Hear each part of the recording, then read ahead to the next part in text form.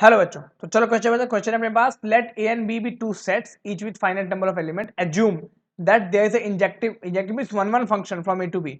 मतलब A to B one one है and there is injective again one one from B to A. मतलब ये कह रहा है ए टू बी भी वन वन है, बी टू ए भी वन वन है। तो प्रूव करो कि ये बाइजेक्टिव फंक्शन है। मतलब बाइजेक्टिव मतलब क्या होता है कि one one and onto both, मतलब ए से बी में सारे एलिमेंट मैच करेंगे। बेसिकली इस प्रूव करने बोल रहा है कि वन वन भी ऑन टू बी है। चलेगा, ठीक है। अब बात करते हैं। ए टू बी अपने को गिवन है वन वन है। इट मीन्स, अच्छा वन वन क्या होता है कि हर एक वाई के लिए एग्जैक्टली वन एक्स। तो मतलब for each value of B we have exactly one value of A.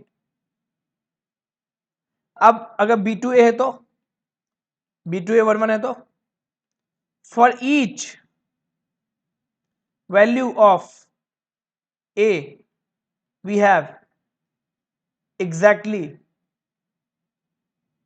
One value of B. तो अब समझना कि ये कह रहा है कि हर एक बी के लिए एग्जैक्टली एक ए है और हर एक ए के लिए एग्जैक्टली एक बी है।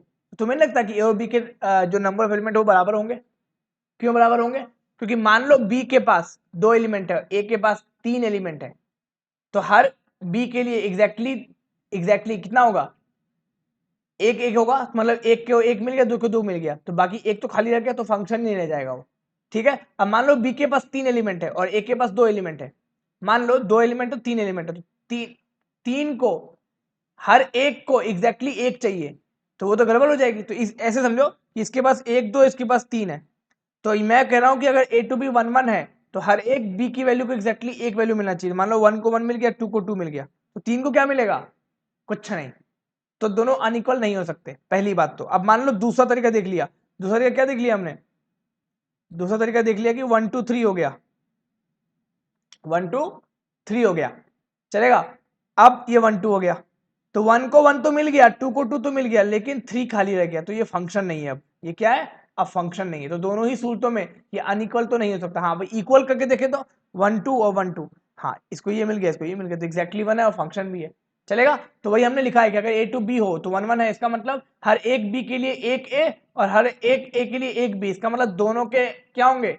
नंबर ऑफ टर्म्स इक्वल होंगे। तो therefore A B has equal number of terms, has equal number of terms, so therefore they are bijective, they are bijective। क्यों? क्योंकि एक तो ए टू बी वन वन है, B to A भी one one है, सारे एलिमेंट को सारे मैप कर रहे हैं, तो ये कुछ ऐसा कुछ दिखेगा। मतलब नॉट एग्जैक्टली, बट एन चीजें राइट में, एन चीजें लेफ्ट में, तो एन फैक्टोरियल से कर देंगे, तो दे आर बाइजेक्टिव। तो I hope it helps. Thank you.